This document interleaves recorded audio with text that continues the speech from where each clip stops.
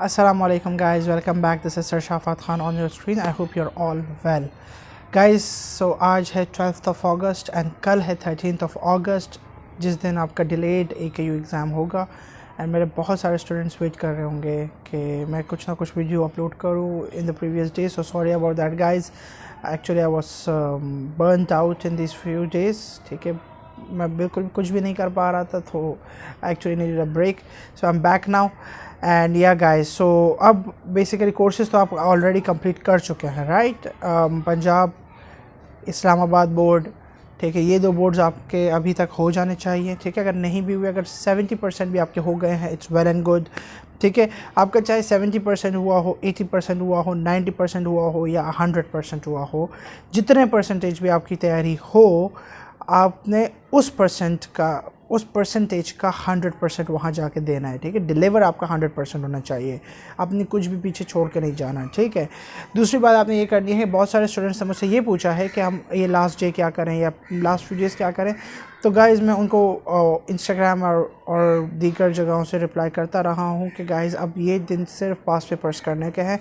ये content revise करने के भी हो सकते हैं, बट पूरी बुक पढ़ने के नहीं है. ठीक है ना, क्योंकि अगर आप पूरी बुक पढ़ेंगे तो कुछ भी नहीं हो पाएगा. ठीक है, वो बुक का एक छोटा सा हिस्सा पढ़ लेंगे, बाकी चीज़ें रह जाएंगी. तो it's always best to do those chapters which are being frequently tested in the past exams. Okay, past papers जो AKU के रिक्रिएटेड पेपर्स हैं वो जो मेरे यूट्यूब चैनल पर है वो, और जो इसके अलावा आपको फेसबुक ग्रुप में कहीं पर मिल गए मेरे फेसबुक ग्रुप पे वो. ठीक है, फेसबुक ग्रुप था AKU प्रिपरेशन विद शाफात खान. ठीक है, एंड बाकी इसके अलावा आपके पास अगर ये पास पेपर्स के अलावा आप SAT 1 की मैथ की प्रैक्टिस करनी थी, होपफुली आपने कर ली होगी.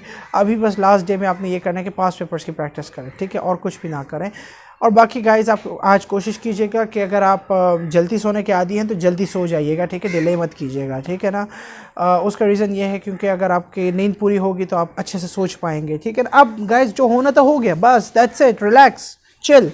ठीक है, अब अगर आप चिल नहीं करेंगे, अभी आप रिलैक्स नहीं होंगे, तो फिर आप जो है क्या हो परेशानी का शिकार हो जाएंगे, स्ट्रेस ले लेंगे एंड फिर जो आपको आता है वो भी नहीं कर पाएंगे.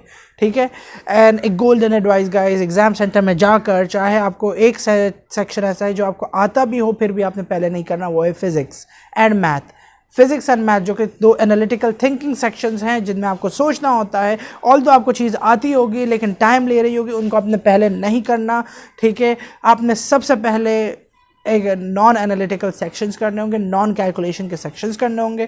ठीक है, जिसमें आपके पास केमिस्ट्री कर लें, आप बायो कर लें. बायो के सबसे क्विक क्वेश्चंस होते हैं, ऐसे क्वेश्चंस होते हैं कि either you know the answer और you don't know the answers, right. तो जो ऐसे MCQs होते हैं जिनके, क्योंकि केम बायो फिजिक्स में नेगेटिव मार्किंग होती है. ठीक है, तो केम बायो फिजिक्स के नेगेटिव मार्किंग वाले पोर्शन में आपने क्या करना है कि आपने बस ऐसा MCQ देखना है. पहले तो आपने न्यूमेरिकल्स की तरफ जाना ही नहीं है. ठीक है, सबसे पहले आपने फैक्चुअल क्वेश्चन जो होते हैं जो आप देखें, आपको आइदर उसका आंसर पता है या नहीं पता, वो करना है. ठीक है, आपको पता है तो सही है, कर दे मार्क, नहीं पता आगे बढ़ें, स्किप करें, आगे बढ़ें. ठीक है, हाँ, अगर आप किसी पहले ऐसे करते करते आप पूरा बायो का सेक्शन, केम का सेक्शन निकाल लें, फिजिक्स का पहले नहीं कीजिएगा, ना साइंस रीजनिंग का कीजिएगा, सॉरी ना मैथ रीजनिंग का कीजिएगा, साइंस रीजनिंग का कीजिएगा. ठीक है, तो आपने बायो और केम के बाद क्या करनी है, साइंस रीजनिंग करनी है. और केम में भी कोई कैलकुलेशन वाले क्वेश्चंस पहले नहीं कीजिएगा. ठीक है, ये टाइम मैनेजमेंट स्किल्स बता रहा हूँ मैं आपको, बेसिक स्किल्स हैं. बहुत सारे लोगों को ये नहीं पता होती जिसकी वजह से उनका पेपर मेस्ड अप हो जाता है गाइस. मेरे साथ अपने अटैम्प्ट में हुआ था, इसलिए मैं बोल रहा हूँ. AKU के अटैम्प्ट में नहीं, लेकिन मैंने एक और एग्जाम दिया था, नम्स का अटैम्प्ट, जो पहला अटैम्प्ट था उसमें हुआ था मेरे टाइम में. लेकिन फिर उसके बाद वो रिकंडक्ट हो गया, तो सेकंड अटैम्प्ट में मैंने वो गलती फिर नहीं रिपीट की थी एंड अल्हम्दुलिल्लाह मेरा हो गया था क्लियर. ठीक है, तो आपने इस चीज़ का बड़ा ख्याल रखना है कि कैलकुलेशन वाले जो सेक्शंस हैं वो आपने एंड में करने हैं, नॉन कैलकुलेटिव पोर्शंस पहले करने हैं. फिर उसके बाद ऐसे करते करते आपने बहुत सारे MCQ स्किप करके आगे बढ़ गए. एग्ज़ाम केम का किया, बायो का किया एंड साइंस रीजनिंग का सेक्शन कंप्लीट कर लिया. उसके बाद भी आपने फिजिक्स और मैथ पे नहीं जाना अभी फ़िलहाल. ठीक है, आपने वापस जाना है बायो के उन MCQs में जो आपने छोड़े हैं, केम के उन MCQs में जो आपने छोड़े हैं, साइंस रीजनिंग के उन MCQs में जो आपने छोड़े हैं. बायो और केम में आप अगर किसी MCQ ऑप्शन को फाइनल 2 आंसर ऑप्शन तक नैरो डाउन कर सकें, बस ठीक है, आप उनमें से कोई तुक्का मार सकते हैं. ठीक है। अगर 2 आंसर ऑप्शंस जो है वो बिल्कुल एलिमिनेट हो जाते हैं, 2 रह जाते हैं, उनको तुक्का मारिएगा, रिस्क लीजिएगा, ठीक है, क्योंकि अगर आप बहुत सारे एमसीक्यूज छोड़ देते हैं तो ऑटोमेटिकली आपके मार्क्स डिडक्ट हो जाते हैं, ठीक है। तो ऐसा भी नहीं करना, थोड़ा सा कैलकुलेटिव रिस्क कहते हैं इसे, वो लेना है आपने, ठीक है, in chemistry, in biology. Physics में फिर साइंस रीजनिंग में आपने कोई कैलकुलेटिव रिस्क कुछ नहीं है, सारे आंसर्स मार्क करने, क्योंकि साइंस रीजनिंग में there is no negative marking, ठीक है। बहुत सारे लोग मुझसे अभी भी पूछ रहे थे कि सर क्या ये सारे के सारे सेक्शंस को इंडिविजुअली पास करना होता है? नहीं, सारे के सारे सेक्शंस को नहीं, केम, बायो, फिजिक्स तीनों को कंबाइंड एक सेक्शन होता है, उस एक सेक्शन को पास करना होता है, और साइंस और मैथ रीजनिंग का एक अलग सेक्शन होता है, उसको अलग पास करना होता है। ये दोनों सेक्शंस बस 2 ही होते हैं, दोनों पास हो गए, आपके टेस्ट पास हो गया। दोनों में से कोई एक परसेंट से भी कम हो गया या 1% से भी थ्रेशोल्ड से कम आ गया, आप फेल हो गए, ठीक है। तो दोनों आपने, अगर दोनों सिर्फ 1% से पास हो गए, आप पास हो गए, ठीक है। तो दोनों सेक्शंस के आपकी प्रिपरेशन अच्छी होनी चाहिए, ठीक है ना। सो आपने साइंस कर लिया, केम कर लिया, बायो कर लिया एंड साइंस रीजनिंग कर लिया, उसके बाद आप गए फिजिक्स एंड मैथ रीजनिंग की तरफ, ठीक है। अगर आप इंटर के स्टूडेंट हैं तो आई वुड रिकमेंड आप फिजिक्स पहले करें। अगर आप ए लेवल के स्टूडेंट्स हैं तो आप कोई भी कर सकते हैं, ठीक है। ए लेवल्स के वो वाले स्टूडेंट जिनकी मैथ थी अच्छी, ठीक है, वो मतलब जिनकी ओ लेवल मैथ अच्छी थी, ए लेवल की मैथ की बात नहीं कर रहा, ए लेवल की मैथ हाई लेवल है, उस टाइप की मैथ टेस्ट नहीं होती, ओ लेवल की मैथ टेस्ट होती है बस, ठीक है। SAT 1 की जो मैथ होती है वो टेस्ट होती है, ठीक है। तो उसके लिए फिर आप मैथ रीजनिंग की तरफ जाइएगा। मैथ रीजनिंग में भी सारे तुक्के मारने, मतलब सारे तुक्के नहीं मारने, मतलब कि कोई छोड़ना नहीं है, ठीक है, छोड़ना कोई भी नहीं है आंसर ऑप्शन, क्योंकि नेगेटिव मार्किंग नहीं है, उसका भरपूर फायदा उठाना है, ठीक है ना। तो मैथ रीजनिंग को भी इस तरह से कंप्लीट कर लेना है। मैथ रीजनिंग के बाद आप फिजिक्स में आए, फिजिक्स में भी पहले आपने नॉन कैलकुलेटिव पोर्शंस किए, फिर उसके बाद कैलकुलेटिव पोर्शन किए। कैलकुलेटिव पोर्शन से पहले आपने रिव्यू किया, जो छोड़े हैं 2 आंसर ऑप्शंस तक आप नैरो डाउन कर सकें, तुक्का मार लें, ठीक है।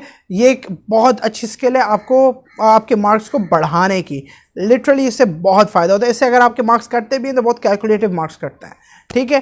तो ये हो गया आपका एग्जाम पेपर को अटेम्प्ट करने का तरीका कल का इंशाल्लाह, ठीक है।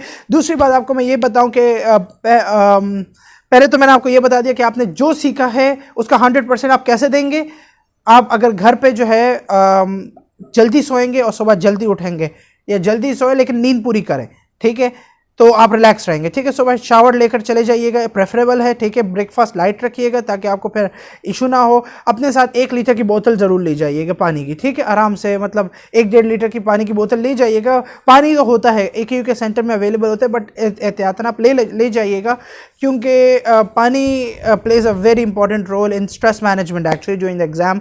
एंड वो बताता हूँ कि कैसे। बेसिकली आप एग्ज़ाम सेंटर गए, ठीक है, आप एग्ज़ाम सेंटर पहुँच आधा घंटा पहले पहुंचिएगा, अपने टाइम से पहुंचते हैं आधा घंटा पहले, तो घर से आधा घंटा पहले नहीं निकलना, ठीक है, घर से पहले ही बहुत पहले निकलिएगा। सुबह तो खैर इतना ट्रैफिक नहीं होता, लेकिन आप कोशिश कीजिए कि जितना जल्दी निकल सके उतना बेहतर है। बहुत ज़्यादा जल्दी भी मत निकलिएगा, क्योंकि उसमें भी मसला होता है, फिर आप वहाँ पर वेट करते करते आपको बहुत स्ट्रेस हो रहा होता है, ठीक है। तो आप घर से निकले, ठीक है, एग्ज़ाम सेंटर के लिए गए, उसी दौरान आपने कोई नोट्स वगैरह कुछ बनाए हो, हाई यील्ड्स कोई भी चीज़ आपने पहले बनाई हो बुक रीडिंग करते हुए, तो बस उस चीज़ को आपने एक नज़र गो थ्रू कर दिया, ठीक है। या पास पेपर्स करते हुए कोई इंपॉर्टेंट चीज़ नज़र आ गई, वो नोट डाउन कर ली, उन्हीं को बस गो थ्रू करते हुए जो ना आप चले गए एग्ज़ाम सेंटर, ठीक है।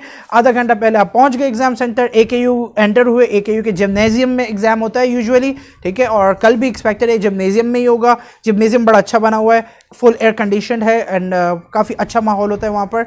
सो आप गए, वहाँ पर लाइन्स होंगी, ठीक है, वहाँ पर आपकी एंट्री होगी, ठीक है, और आपको फिर कुछ नंबर्स अलॉट किए जाएंगे, सीट नंबर्स बेसिकली, और फिर एक ग्राउंड के अक्रॉस आपने वॉक करके जाना होता है, एंड वहाँ जिम्नेजियम में जो है ना एंटर करते हैं आप, और वहाँ पर आप अपनी सीट ढूंढ के जो है ना बैठ जाते हैं, ठीक है। उस एक ही हॉल में सारे बच्चे भी होते हैं, ठीक है, सारे के सारे जो भी एग्ज़ाम सेंटर आए होते हैं टेस्ट देने, ठीक है। आप आ गए इस एग्ज़ाम सेंटर, आपने बैठ गए, आप लेट्स से 45 मिनट पहले पहुंच गए या आधा घंटा पहले पहुंच गए, आधा घंटा पहले आप बैठ गए हैं। अब ये जो टाइम है ना, this is very important time, ठीक है। इसी टाइम में अगर किसी ने अपने स्ट्रेस को कंट्रोल कर लिया, समझो उसका आधा पेपर हो गया। अगर इस टाइम में किसी ने अपने स्ट्रेस को कंट्रोल नहीं किया तो समझो कि वो गया, ठीक है। So this is the time when you are gonna manage your stress, ठीक है। कैसे स्ट्रेस को मैनेज करेंगे, आपने अपने साथ एक पानी की बोतल ली थी, राइट, उस पानी की बोतल को अपने साथ रखिएगा, ठीक है। जब भी आपको टेंशन हो, जब भी आपको कोई ऐसा उल्टा सीधा ओवर थिंकिंग का ख्याल आए या कुछ भी हो, तो आप क्या करेंगे, आप फ़ौरन से उसे एक सिप पी लेंगे, ठीक है, पानी की बोतल से। एक सिप पीजिएगा, ठीक है, ज़्यादा नहीं पीजिएगा क्योंकि फिर उसमें वॉशरूम जाने का भी मसला होगा, उसमें टाइम वेस्ट होगा, ठीक है। थोड़ा थोड़ा करके अपना बस ये थ्रोट जो है वो थोड़ा सा मॉइस्ट रखिएगा।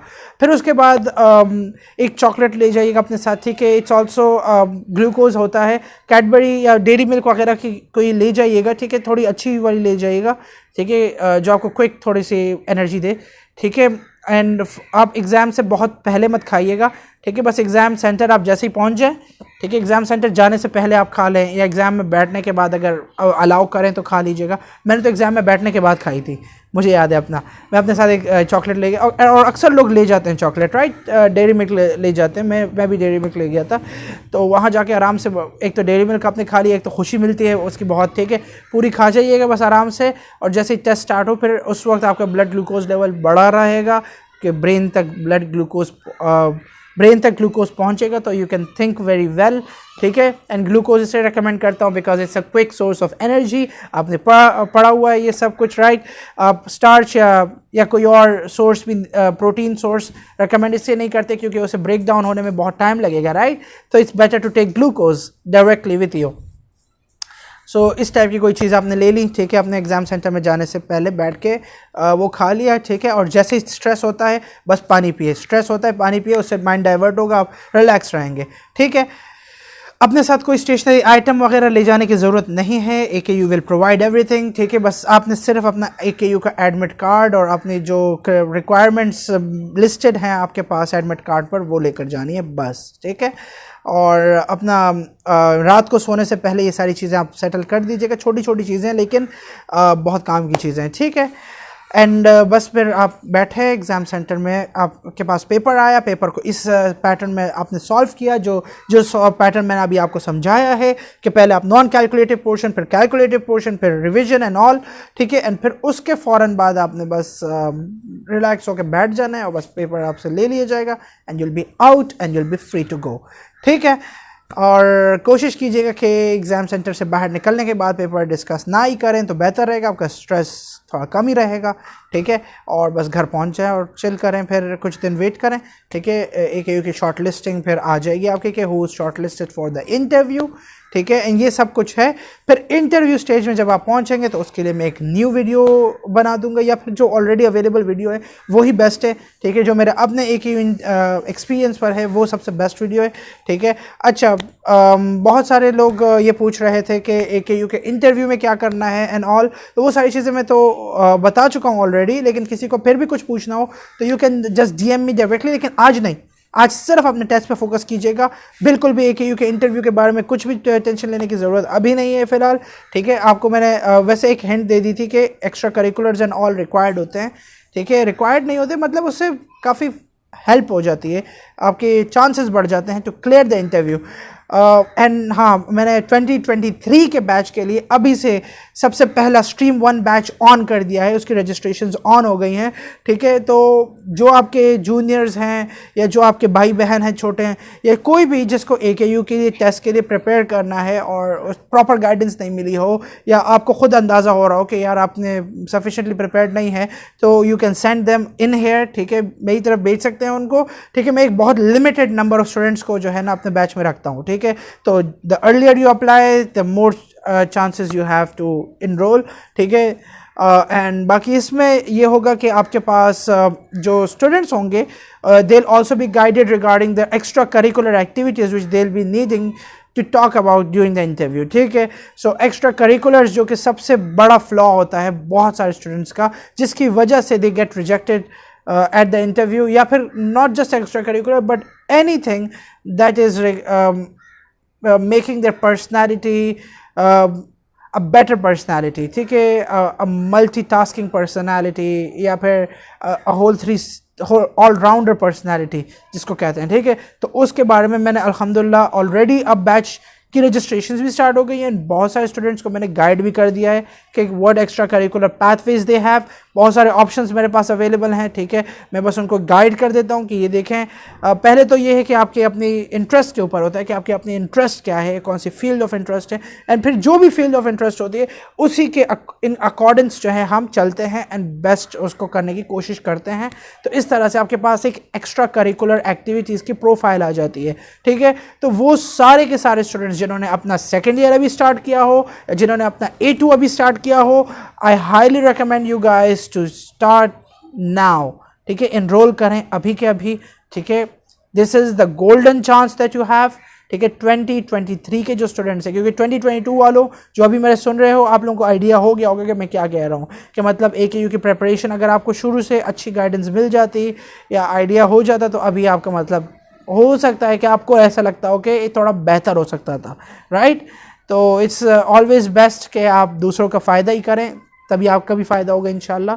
तो जो भी स्टूडेंट या जो भी जूनियर आपको ऐसा लग रहा हो कि जो भटका हुआ है, ठीक है, एंड नीड्स हेल्प, तो recommend them our programme of AKU plus NMD CAT, ठीक है। इसमें आप AKU की प्रिपरेशन भी होगी, NMD कैट की भी होगी और AKU के इंटरव्यू की भी होगी।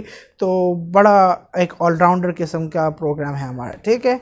एंड बाकी ये है कि आई विल बी अवेलेबल, ठीक है, ऑन इंस्टाग्राम, फेसबुक, जहाँ पर भी आपने अप्लाई कर बात करनी है मुझसे, आज भी अगर किसी को बात करनी है, ठीक है। लेकिन सबसे इंपॉर्टेंट बात यह है कि guys just be relaxed, manage your stress,